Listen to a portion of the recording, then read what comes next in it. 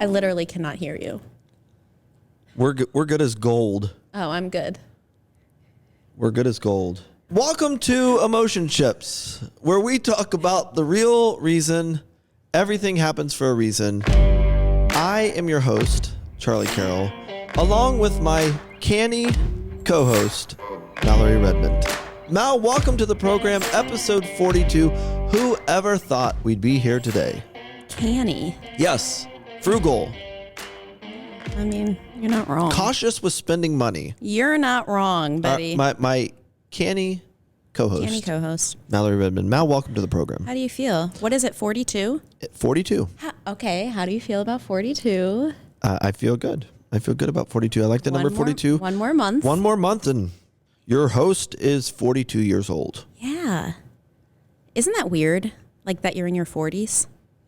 I remember when my parents were in their 40s. I do remember my father's surprise 40th birthday. Yeah, same. And I don't feel I don't feel that old. Yeah, well, guess what? You are. How do you feel? I feel great. Good. Yeah. Got a good workout in this morning. I had a good workout this morning. Yeah. Well, I had a surprise for the podcast this morning that I was going to bring in as a prop. And yesterday I borrowed a Suburban from White Allen Chevrolet. Shout out. Yep, there you go.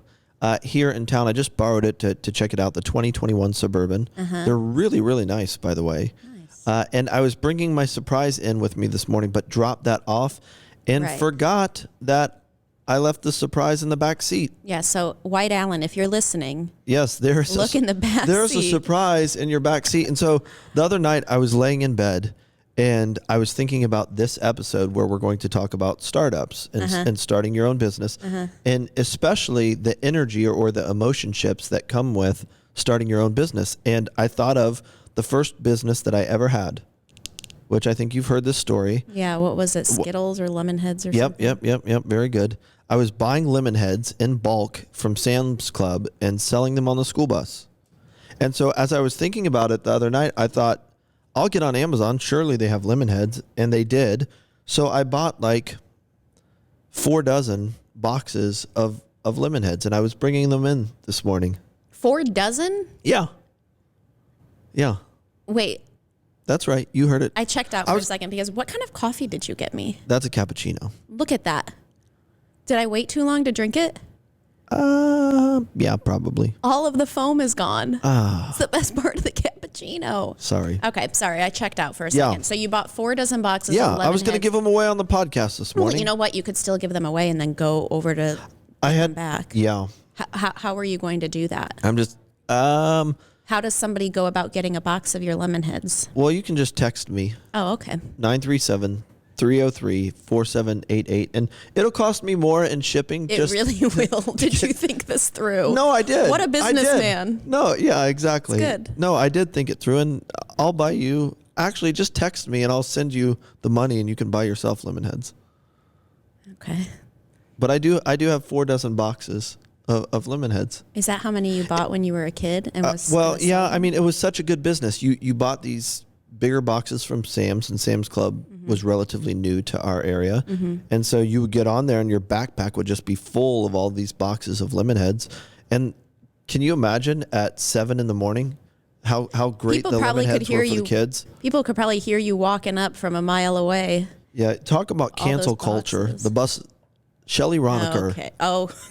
Shelly Roniker. We're calling people out. If you're listening, my bus driver. She's about to lose her job. When I was in 5th grade. Yeah. Shut my business down. It's the first time I'd ever been shut down. So it was the bus driver. Yeah, bus driver shut me down. Why? You should have given her a cut. Sure, I did. Yeah, you're right. I didn't know how to do that at the time. Okay, well, all of life is a journey of learning. She said I couldn't do that. So. And you listened? I did. That's kind of... I'm really not that much of a rule breaker. I don't break rules just because. I break rules when they don't seem right to me. So how long was your business running for? I mean, probably close to a year, maybe longer. So you were flying under the radar? Yeah. Shelley's radar? Yep. I'd sell them for $1. I think they cost me 10 cents and I'd sell them for $1. Oh, nice. Yeah. So you made a profit. Yeah. And then everybody, it's funny because my son, who is in high school here in the Dayton area, was talking about putting cans of pop in his bag and taking them to school because I guess they don't have access to pop at school or something like that. Really? And, yeah. Is it because they're being healthy? I think so.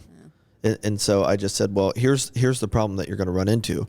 When you get a thriving business and people really like it, they start talking about it. And he was like, okay, well, my answer to that is I'm going to be like a phantom guy and people can order it via text. Sure. And then it will just suddenly appear in their locker. Sure.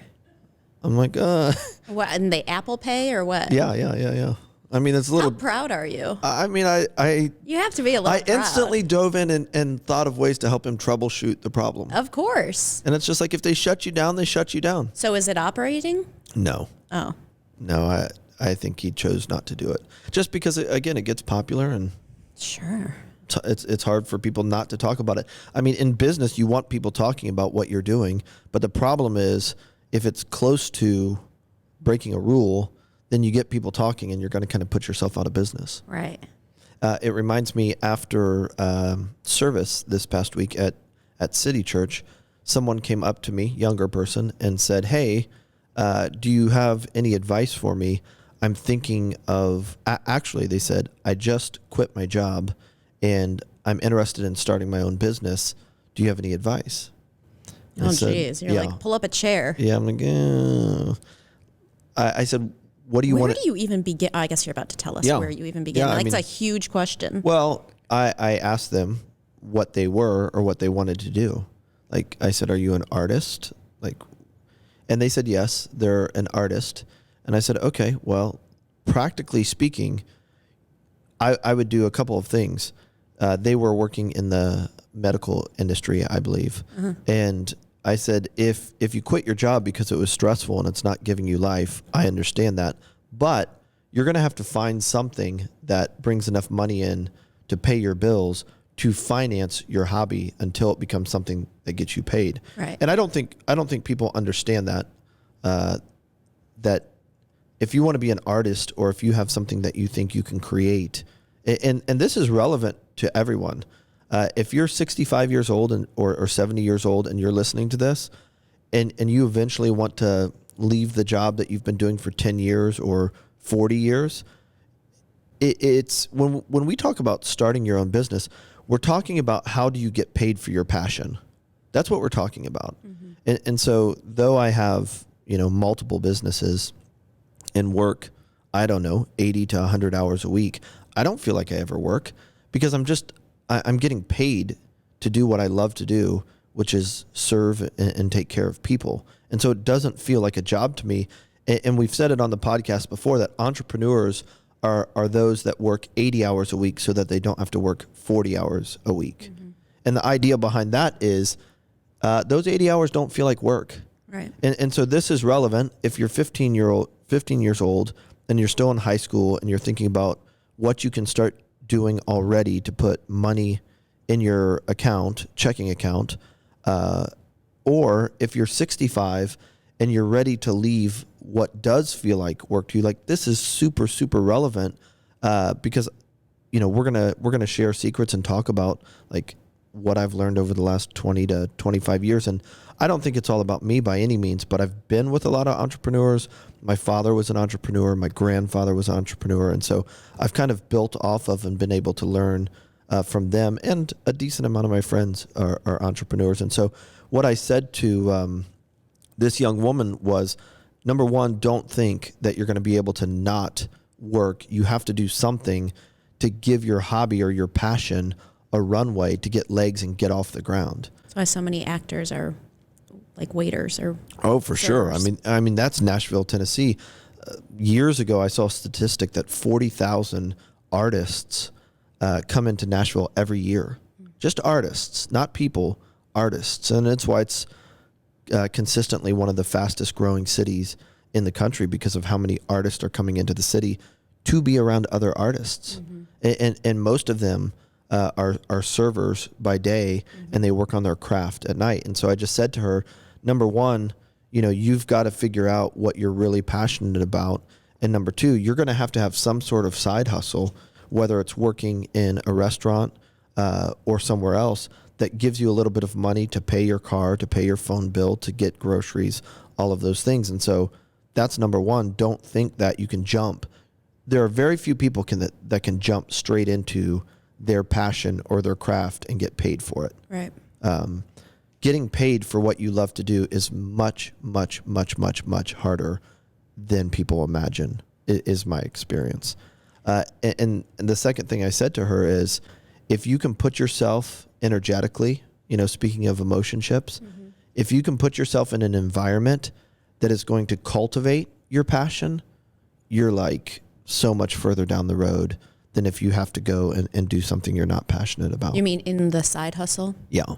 Well, if in her case, if she's a painter or she draws caricatures or whatever her passion is, if you can put yourself in an environment where you're learning things that will help you get better at that, like, I'll just use Hobby Lobby as an example, and I don't know that that's even fair, but if she was working on being an artist or a painter, to be around paint and different canvases or another craft store would be better potentially than working somewhere else, though she might have to have a restaurant job too. So she gets a restaurant job, she works at Hobby Lobby, and then at night she hustles and works on her craft. Yeah. I think something that is important and can be motivating is that whatever the side hustle is, it doesn't have to be a waste. Like every side hustle, even if it seems time. like worlds away from what your passion is, there are ways that you can use it to grow your craft. Yeah, for You just sure. have to be creative. Yeah. But like learning to connect with people or like taking conversations you have or people you see and like creating art out of them. Like I just feel like any side hustle can serve you if you allow it to. Yeah. Well, and again, getting back into the relevance of this podcast, I don't know that there has ever been a more appropriate time to develop the skills of an entrepreneur in light of the world in which we live. Everything and everyone is changing. We just saw and spoke about on the last podcast that Chipotle is going to their first ever digital restaurant where they will use another person's kitchen to develop or to make their meals and then deliver them. And that's unheard of. We don't know what restaurants will look like a year from now in light of the pandemic and all that's going on. And what you see, like if you look at Disney Plus and ESPN Plus and I think Fox News did something like Fox Nation, everybody's cutting out the middleman and developing products that go direct to the consumer. Yeah. You know what that is? That's big business that was cultivated 20, 30, 40 years ago, like in television, in big industry, that are learning the ways of an entrepreneur and learning to develop products that they can deliver direct to the consumer without anybody in between. And so in the case of, Fox News, they're trying to get out from paying the big fees to cable TV networks. Sure. Yeah. And they want to bring people straight to their app and have all that revenue from themselves. And so if you're listening to this, I don't know, in light of the day and age in which we live, that this is a luxury, right? Developing these skills anymore as much as a necessity. Sure. There are certain industries that are going to be slow to be direct to the consumer, or it's not as relevant, like the medical industry. But even then, there are so many things that are just going away. I was talking with a doctor friend of mine yesterday, and we were talking about a product I started taking in the early 90s called Juice Plus. And the idea of it was that there was a fruit supplement and there was a vegetable supplement. And what they would do is they would dehydrate the vegetables and then grind them into a powder so that they maintain their structural health from a mineral, enzyme, and vitamin standpoint. And they built it via multi-level marketing. But what has happened now is some of their patents ran out to protect themselves. And so now Sam's Club has developed the exact same product with the exact same ingredients, have packaged it to look almost the same, and now you can go and get it for a lot less money versus buying through the people that, in the stacked pyramid that you had to buy it through. And so everything is changing constantly. It is still, yeah, Juice Plus is still out there that, it moved heavily through chiropractors for a time period. And now that is being undermined because the patents ran out, and people find if something works, people will find a way around it. For sure. Right. One of the, and I don't remember who said that imitation is the highest form of flattery. Like that's true in the business world. And if you find a new way to meet people's needs, you can believe people are going to find a way to do that. When Mark Zuckerberg went to Snapchat and offered them $300 billion, some crazy number, $330 billion. I don't remember what it was, but it was high like that. They said no. They said they wanted to keep it for themselves. And so what did he do? Zuckerberg turns around and buys Instagram and starts putting some of the features that was in Snapchat onto Instagram. Yep. And severely undercut and undermine Snap's position in the market. And so it's great that you built something that people want, but you need to know that other people are going to try to take what you did and do it better. And so why am I saying that, right? Why would I go to take the time to do that? Because you need to develop the skills of an entrepreneur that understands you've got to keep going. You've got to keep reinventing yourself. You don't just, every once in a while somebody develops a product that pays them for the rest of their life, but that's one in a couple million that you're going to develop something that's going to pay you for the rest of your life, and you don't have to keep hustling. Yeah. And so in light of the day and age in which we live, the original American industry back when we fought and won our freedom, almost everybody was an entrepreneur in the sense that you learn to take care of yourself and you learn to take care of your family on your farm. And just practically speaking, and this is super relevant today to entrepreneurs, the best inventions come out of meeting your own practical needs. And so the more you can do and stay balanced and stay rested, the more likely you are to see things that need to be created in order to solve practical problems.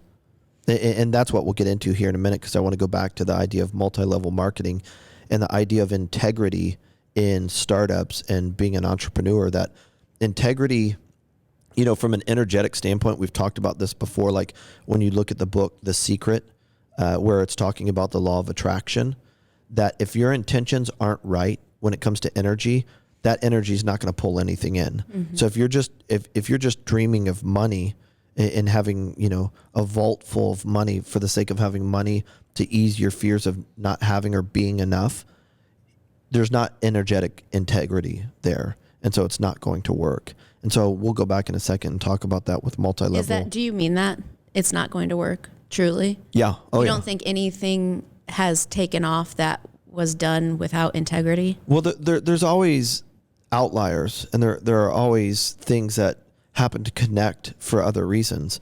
But when it comes to being an entrepreneur, like, we've said it before, nothing tries your intentions like the life of the entrepreneurial process. And integrity has to be in the idea in order for most of the time, in order for it to work for you. If you're doing it just to get rich or just to make money or just to counteract that message that you've always heard about you not being enough, in most cases, it's not going to work.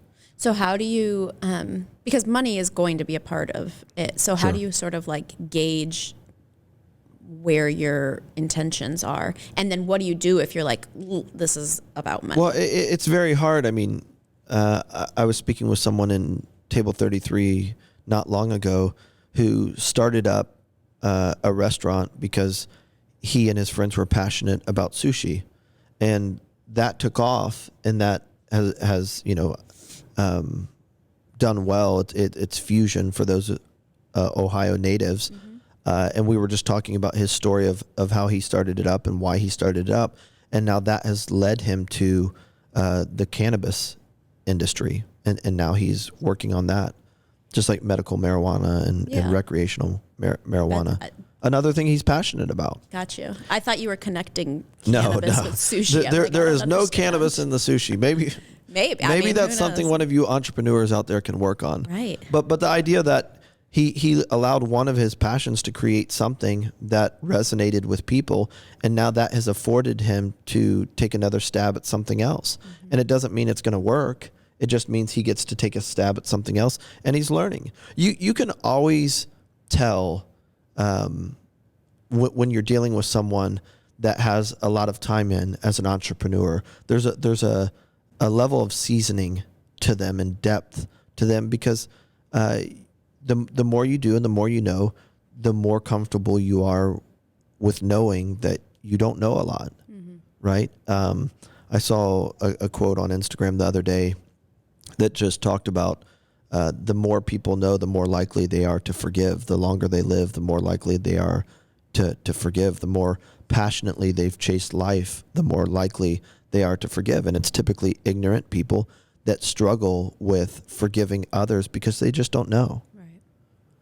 And so when it comes to the life of an entrepreneur, going through the process, and it's becoming more and more difficult to create products that actually get to market and put revenue in your pocket, it really tries your intentions. Because if your intentions aren't right, and let's just say that, you think they're right, but ultimately at the end of the day, you're doing this because you don't want to work for someone else, or you want a certain level of income, or you want to drive a certain car, or live in a certain neighborhood, you'll quit.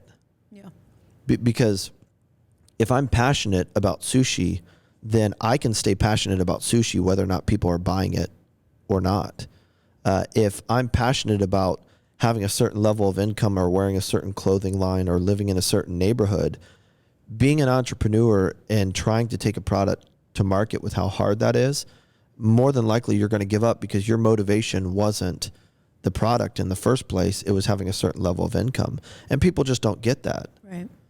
Now, what I'm saying on this episode is the skill set that is required that you will develop as an entrepreneur in and of itself, in the day and age in which we live, is worth it to find out and to discover who you are, which is a prerequisite to being a good entrepreneur, what you're passionate about, which is another prerequisite to being a great entrepreneur, and then investing your time and experience and energy and dollars into learning how to take that passion and serve other people with it.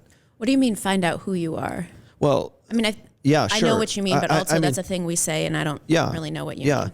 I mean, getting into the energy of it, an emotionship, right, is an emotionship, just as a reminder, is made up of two words. It's emotion and relationship. And when we talk about an emotionship, we're talking about the emotional relationship to an idea, to a person, or to a thing. And often it's the energy that surrounds any given issue that speaks louder and directs the room or our thoughts more than the actual thing that we're dealing with. Mm-hmm.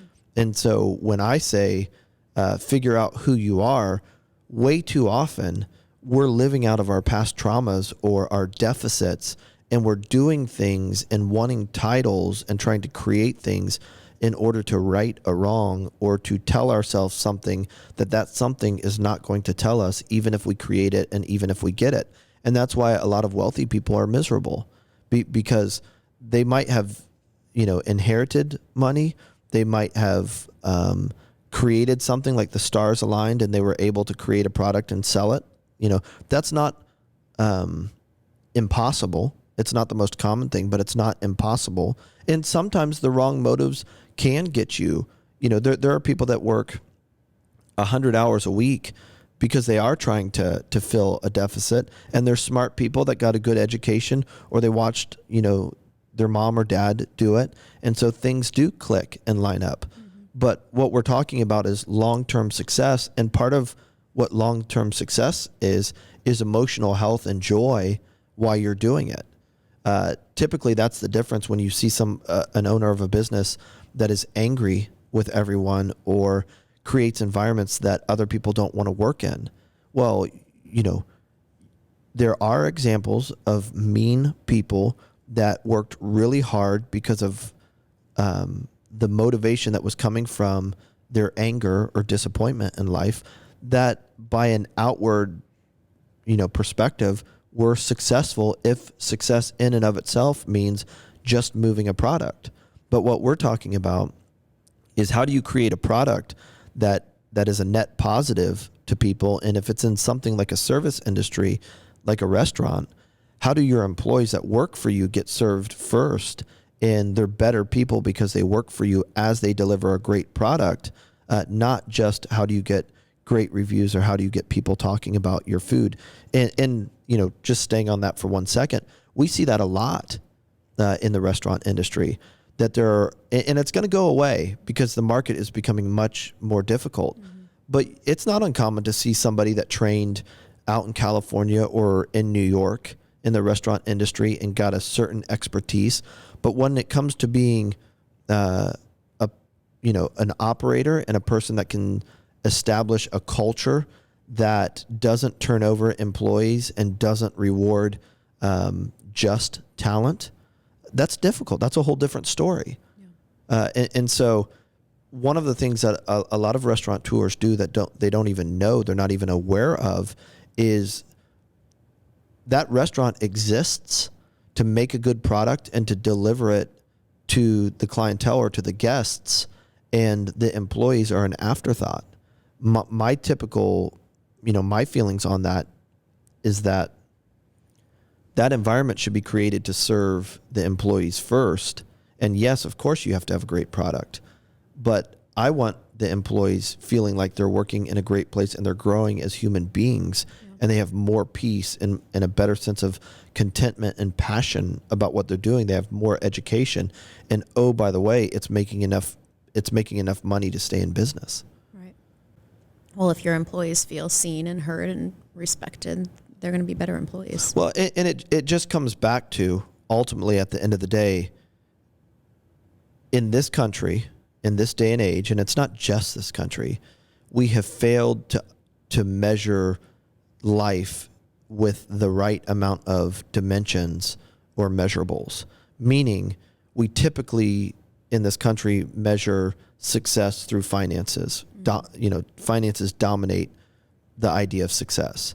Then you can kind of get into intellect, but it stops there, like education. Mm-hmm. And so I was saying to the doctor friend of mine yesterday when we were talking about Juice Plus and multi-level marketing, the reason why I don't do multi-level marketing, and you can point to examples where it's worked longer term. Juice Plus is, probably approaching 30 years at this point in time.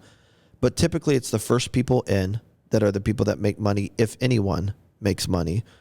There is 10 times the amount of disappointment in the people that got in halfway through or late because they signed up, they paid the fees, they became a distributor, but they don't have the relational or friend network, or their Enneagram number, like a 3, which is what I am, does not set them up to move and to push product. And so you've got 8s and 3s and more outgoing personalities out there, like a 6 sometimes, that is good at selling, right? And convincing someone to give the product a try. But the people that aren't that see the opportunity to make money, and they might even like the product, but long term they're not going to be successful, and so they waste their money. Another thing that I was saying to my doctor friend yesterday, who's very successful and a good guy and has a great practice here in town, is that when we measure success predominantly through finances, one of the biggest penalties is we miss the greatest asset that we have, that a human being has, and that is relational equity. Your relationships are far more valuable than your money. Yeah. And people don't realize that. You know who does realize that? The people that organize and start multi-level marketing. And so someone says, okay, well, I don't have to have a huge fee to get in and to start this business up. and I don't have to have a warehouse full of inventory. I just have to start using my social media channels now. Wasn't that way in the past, but I just have to start using my relationships and exposing this great product to my relationships. And the reason why I've never done it is because what I understand is that company is asking me to empty my relational bank account on their behalf so that people will take the equity that I have in my friendship with people and spend it not on Charlie, though I might make some little commission, on their product. And so here you have a company like Advocare that I think has now been shut down and out of business. Oh, really? I think so. Okay. In 1997, I was training as a professional athlete in Florida, and one of the trainers who had been at Oklahoma State as a football trainer was now at this IPI, International Performance Institute, and it was really cutting edge.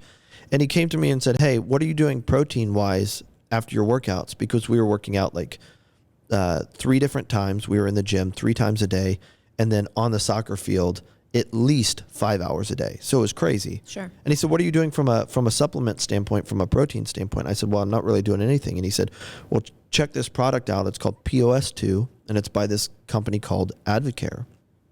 And so I checked it out. I bought it. It was expensive at the time for me, and it was $60 or $70, and I loved it.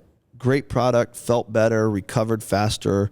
Had glutamine in it. All of these things for the time that were new to me. Mm-hmm. And he came back to me and said, "This is a new company out of Texas. What would you think about like becoming a distributor for them?" And I thought about it, and I had already had a little bit of exposure to multi-level marketing. And I just said, "You know what? I'm going to take the product because I like the product." And they came out with other products later called Spark and all of this different stuff. Uh-huh. I said, "I'm going to continue to take the product, but I'm not going to use my relationships and the equity the value, the worth that I have in them to move another person's product."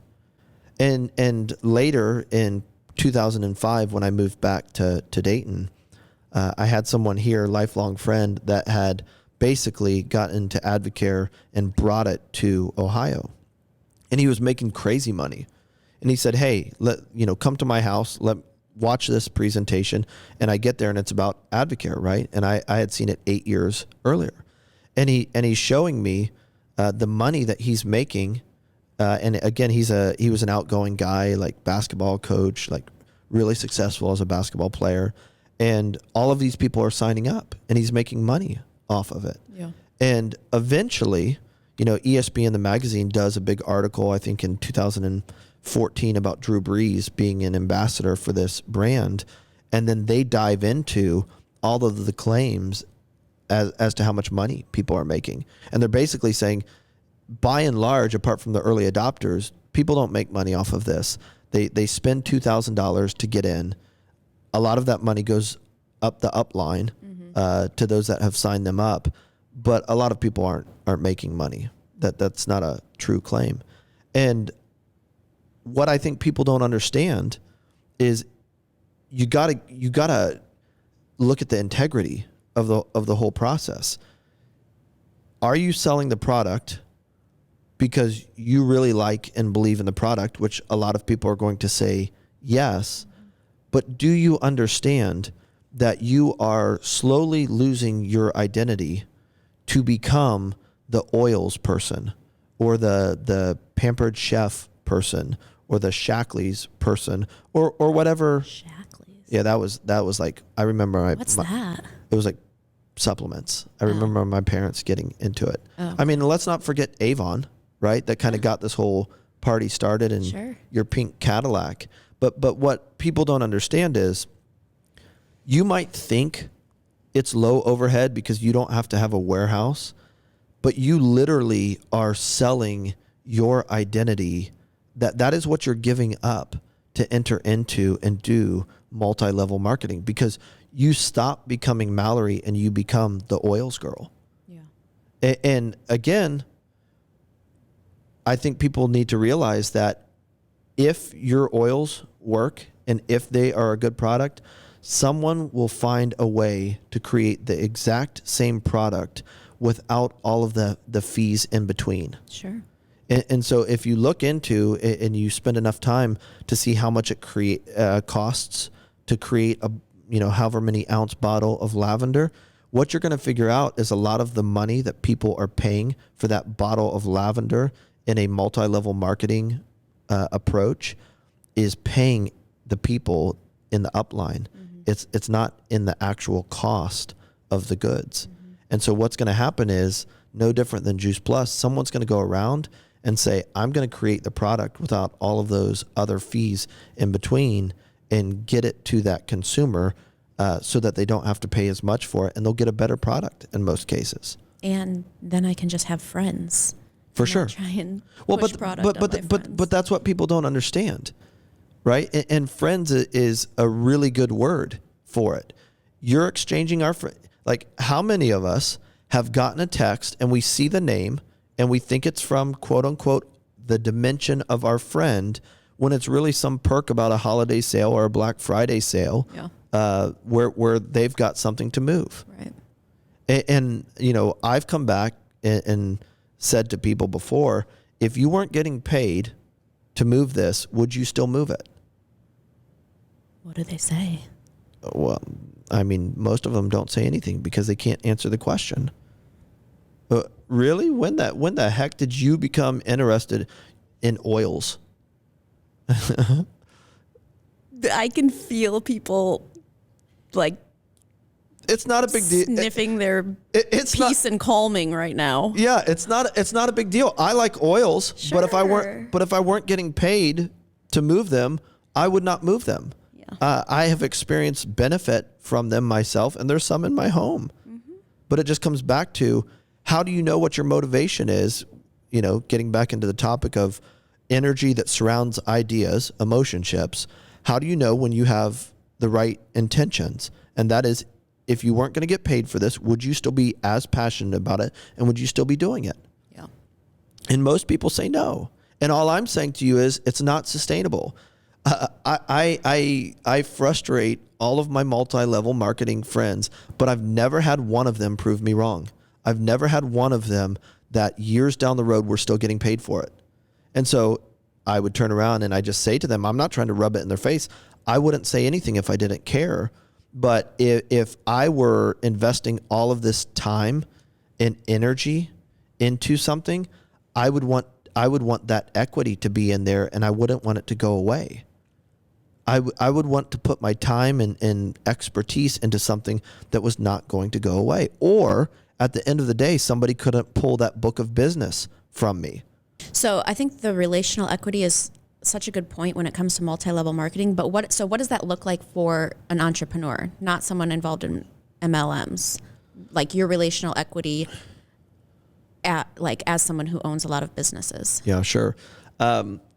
The story is still being written for me personally because I don't sell my own brand, right? Like if you go and look at my social media channels, like I struggle to push my own stuff because I want my own stuff to stand on its own 2 feet without me begging people to do it. Sure. I think slow growth is the right growth.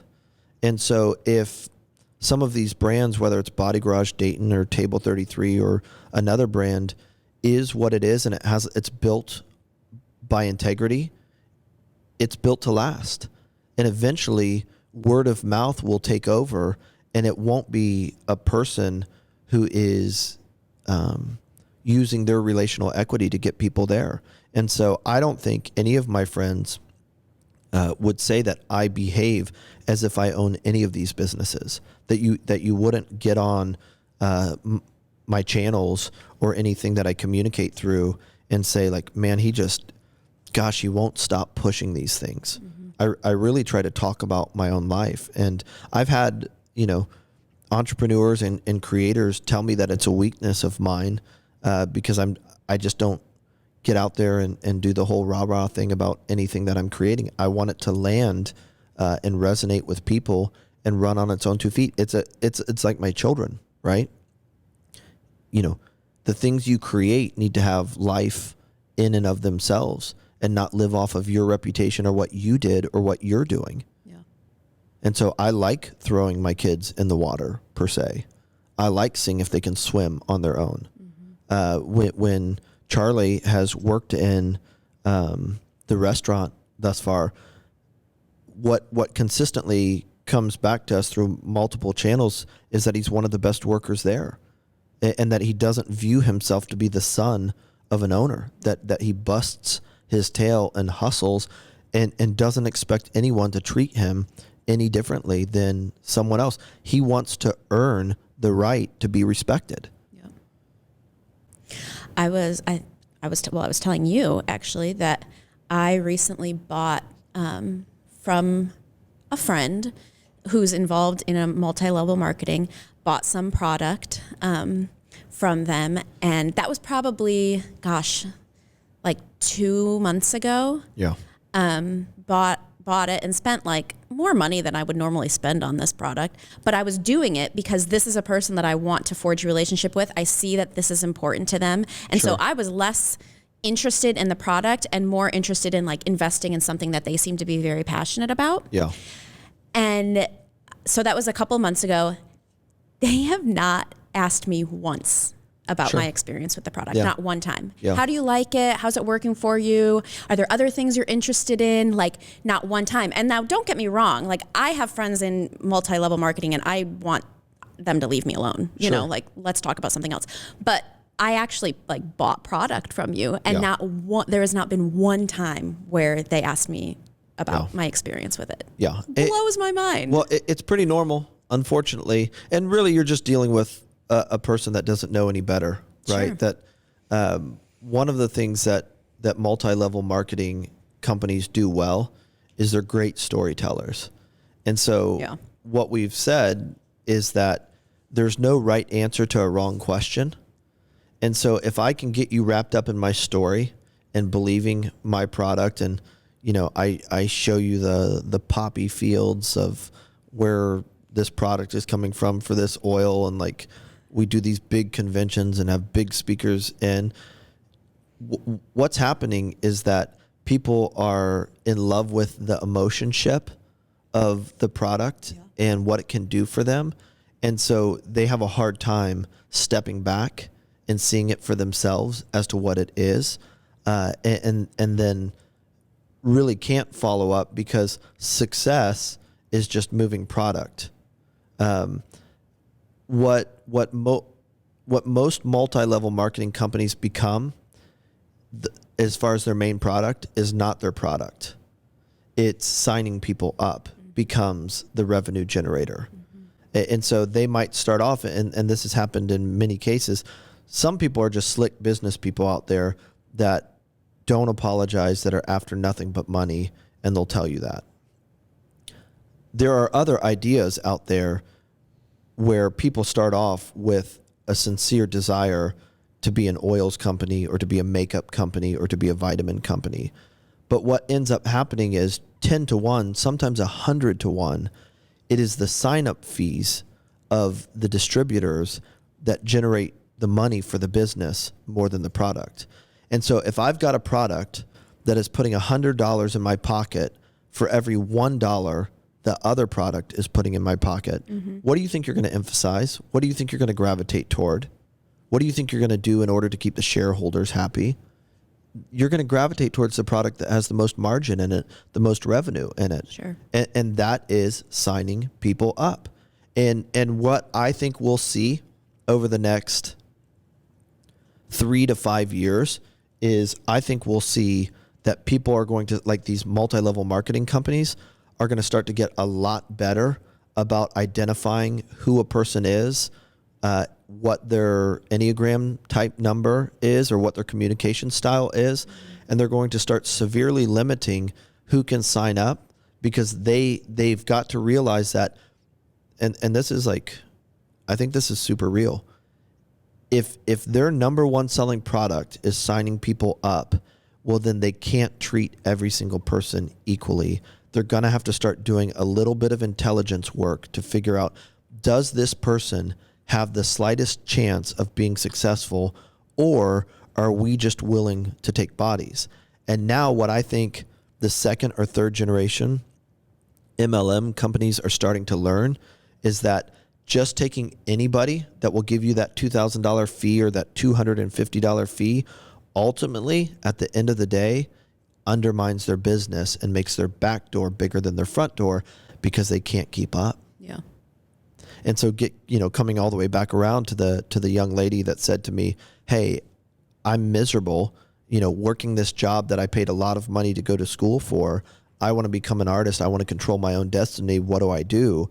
Well, you got to figure out ultimately at the end of the day whether or not you're trying to start your own business because you're miserable and you've bought into an emotionship that, you've looked at somebody else and you say, "Oh, I want what they have." Kind of like that multi-level marketing thing. Maybe you don't want to start your own business as much as you're just miserable where you're at and you've believed the lie that it's owning your own business or becoming an entrepreneur that's going to make you happy. Right. And friend, that's not going to make you happy. Yeah. You need to start with, who am I and what am I passionate about? And I would just say to people, coming from someone that has started at least 50 businesses over the last 25 years, I guess it's longer than that, 35 years getting into the lemon heads. Yeah. Yeah. I would just tell you that starting your own business is very hard. If you can exercise your passion by going and working for someone else and getting a consistent paycheck while being passionate about what you do, and maybe there's benefits there and that company has a 100-year track record or whatever it is, you might want to consider doing that. Yeah. The effort that you will make if you're really serious about becoming an entrepreneur, that will serve you whether the business takes off or not. It must be frustrating as an entrepreneur, just the way that the word entrepreneur has kind of blown up, because I'm not an entrepreneur and I've not worked for a multi-level marketing business, Sure. but a lot of people in those MLMs call themselves entrepreneurs. Sure. And I feel like that's kind of a stretch. Apart from having the word entrepreneur or picking the category on Instagram as entrepreneur, I don't identify as an entrepreneur because I think it's a commercial word that has so much energy around it that is inaccurate. I don't really resonate with it. Okay. What do you resonate with? Who are you? That's a great question. I'm the picture that was at table 33 that Justin Bowling created for me. I found the quote from Einstein that I wanted him to put on that. Mm-hmm. And the quote is Einstein said, "I have no particular talent. I'm just passionately curious." And that's what I think I am. Mm-hmm. I did not set out to be an entrepreneur. I have a degree in business, but it was just an interest of mine. Like, I don't care about titles. I don't need to be known as the owner or founder or creator. I do that because it helps people understand. They resonate with the word. But an entrepreneur, by definition, is someone that takes on more risk in order to create meet a need for people. Yeah. Well, I think you're an entrepreneur, but you can wrestle with that on your own. Yeah, I'm okay with being called an entrepreneur. Okay. I'm just not. It doesn't make me, like anything else. I don't think that the title makes me. But I think what you're saying is, like, people gravitate toward that title because of, I don't know, how it's glorified in our society, when really, like, it requires a lot. Yeah. I can remember the first professional soccer game I ever played in, and here's why I can remember it. It was in Greensboro, North Carolina. It was at UNCG, and we were playing another professional team on a college campus.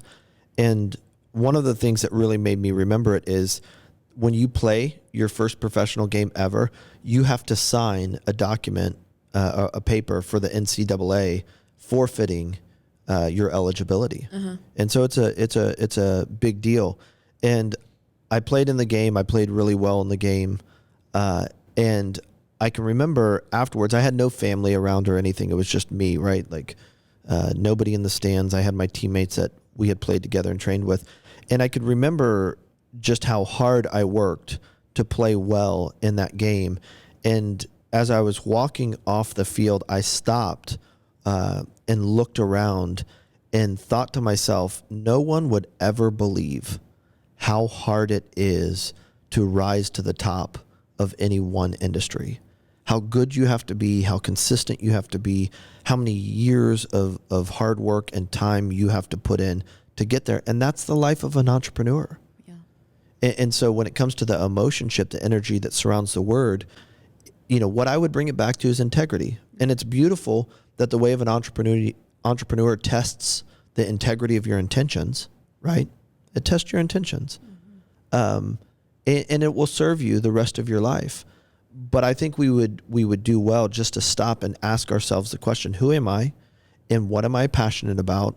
And am I trying to work out of a deficit by creating something else that will tell me that I'm valuable, or that will tell me I know what I'm doing, or that will tell me I can meet someone else's needs?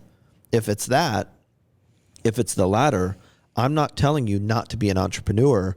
I'm telling you, go get those things answered before you try to become an entrepreneur, though you'll learn while you're on the journey, in order to make what you're going to do that much easier, because the integrity piece is there. Yeah. It's good. Good advice. Is that it? Gelman? Is that real? Is she going to answer? I just texted her and I said, Charles is blasting MLMs currently, and she said, if you need a call-in line, I can rebuke them. Okay, perfect. Oh, gosh.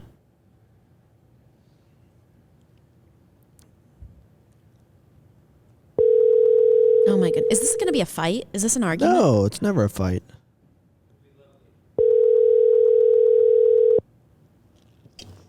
We're calling Heather. Who's Heather?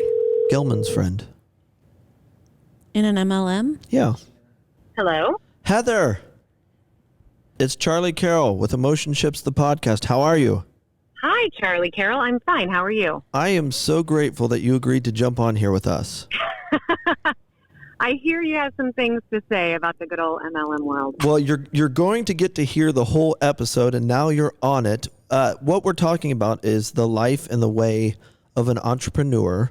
And one of the things that we were talking about is just the nature of most, and maybe most is not a fair word, that's why you're on here, but of a lot of the MLMs that I have experienced is ultimately they end up becoming a company, in Charlie's opinion, that is selling the excitement and energy of the product in order to get people to sign up and be distributors of that product more than the actual product itself. That the revenue generator, in my experience, ends up becoming more of who's signing up. And what I just said is that I think the MLM of the future is going to have to do a better job in identifying like the Enneagram number of the person.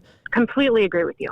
Absolutely. And I think from my perspective, one of the reasons that the industry in general gets a bad name is because I think there is that predatory feeling. Yeah.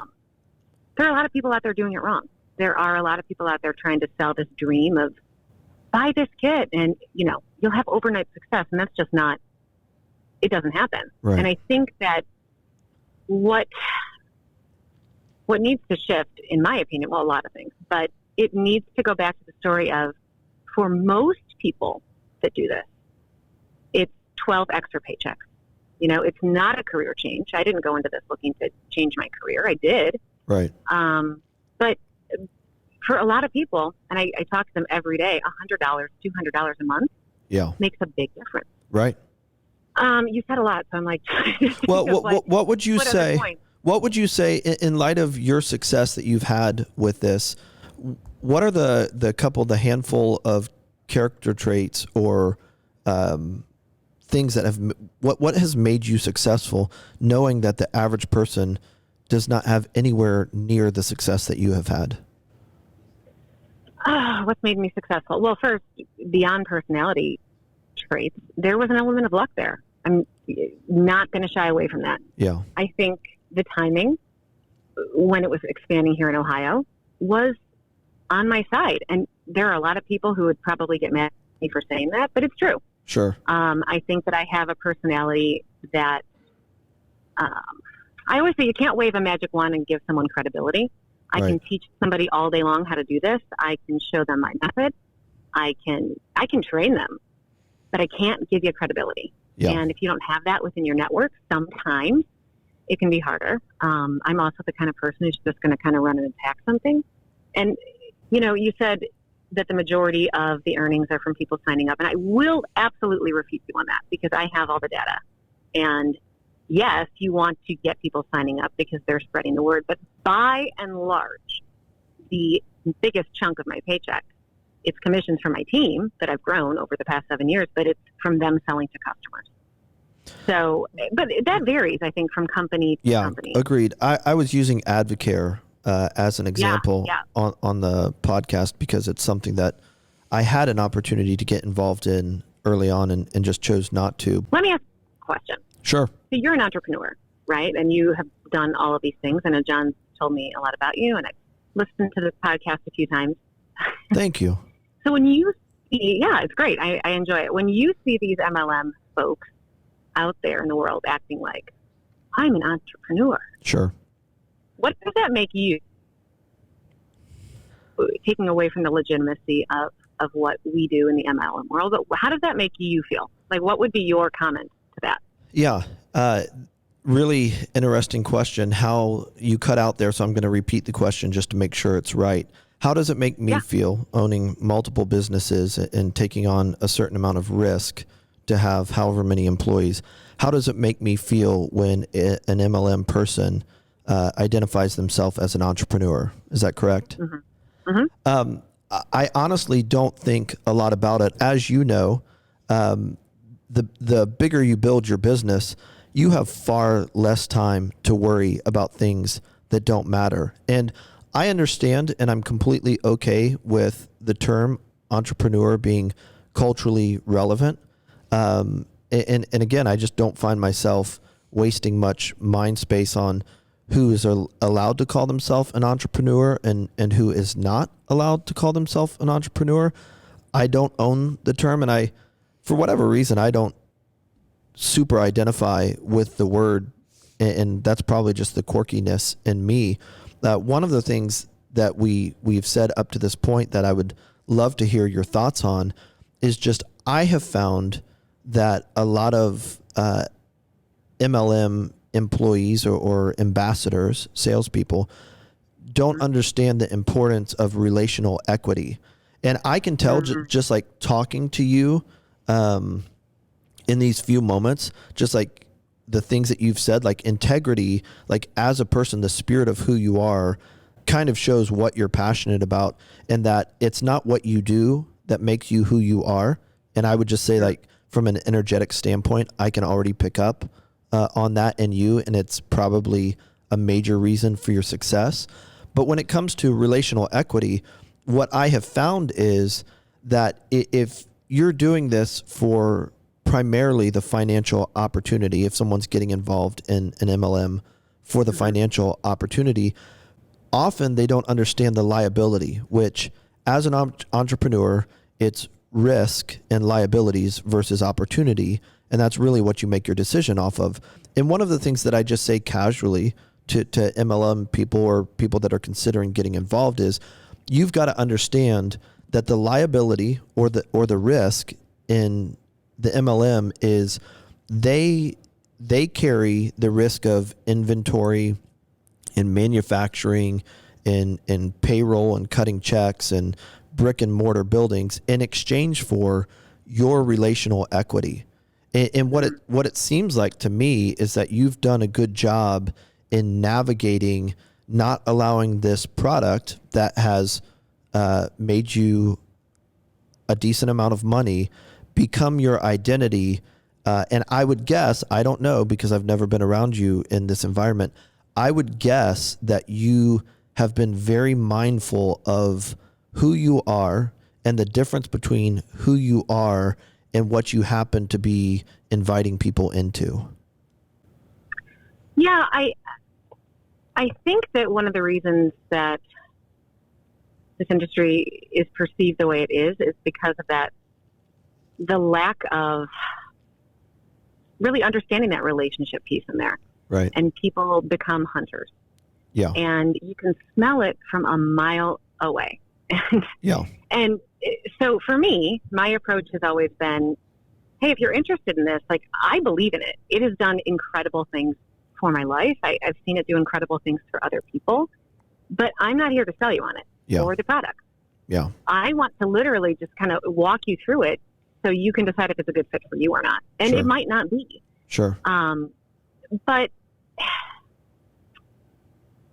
you know, there's always, in any industry, any business, there's shitty doctors. Sorry. Sure. On the podcast and great doctors. You're allowed. It's explicit here. Okay, good. You know, there are bad lawyers and good lawyers. Sure. There are great accountants and bad accountants. There's always going to be someone who doesn't do the job well. Right. Someone who's icky. Right. Unfortunately, in the MLM world, it's a volunteer army, right? So the problem is you can't, at the end of the day, force everybody to do it right. Some people are just going to be icky. Yeah. And it hurts me because I want everybody to know you are going to be at a risk here. You're putting your reputation on the line in many, many ways. And so while the $600 or the $1,000 to get started might not be a lot, you're out there telling the world that you're doing this and that you're supporting this product, and you're out there talking to your friends about it. And A, you've got to believe in it, and B, you need to have the other person's best interest in mind first. Right. And I think if you can get to that point, you're gonna align your intention with what the ultimate outcome will be, in my opinion. Yeah. But I don't know. I learn something new every day. So for sure. No, I could change my mind a month from now. It seems as if there's a vortex that is created in any attempt to create and bring life to people that often we're not aware of. And how I would give you an example when it comes to, MLMs specifically is, I don't know that people are taught how to manage the tension between an ongoing friendship and a potential transaction. We were just talking on the podcast, like, you'll see a text come through from that person and maybe you haven't heard from them in a couple weeks or a couple months, and you almost get excited to see their name pop up on your phone. And what you realize is that they're telling you about the Black Friday special for the product. And that's the first time that they've reached out to you in 6, 8, 10, 12 weeks. And they won't reach out to you again unless there's a transaction there. And I just think that it's kind of that vortex where you might see and think that, the different variables are in front of you, but there are other things that come with it that are going to undermine the ultimate asset in that situation, which is the friendship, while trying to move the product.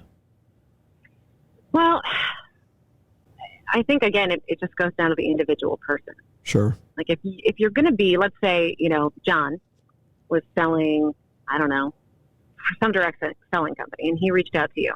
Yeah. And had not really worked to cultivate friendship, had not shown up for you in 12 weeks. And he reaches out to you and wants you to buy something. And you feel it. You feel icky. You're like, I can see right through this. This is you trying to, and you feel hurt by it. To me, I would kind of look at it and go, well, this isn't the kind of friend that really you should be that upset about. Right. Because I don't know. People do start sending those icky messages where all of a sudden it's just all about chasing this dollar, and they forget that there's a person involved on the other side. Yeah. Heather, I cannot... You can't teach them all. No, for sure. I wish I could get everybody to understand it. Thank you so much for jumping on here with us. My pleasure. Thanks for having me. I can't wait to get your feedback of the whole episode. You know our producer well enough to know that he does very well at motivating people to get on and respond. He certainly does.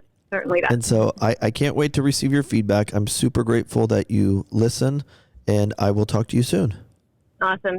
Thanks, Heather. Bye. Yeah. Bye-bye. You're welcome. Bye-bye. Episode 42.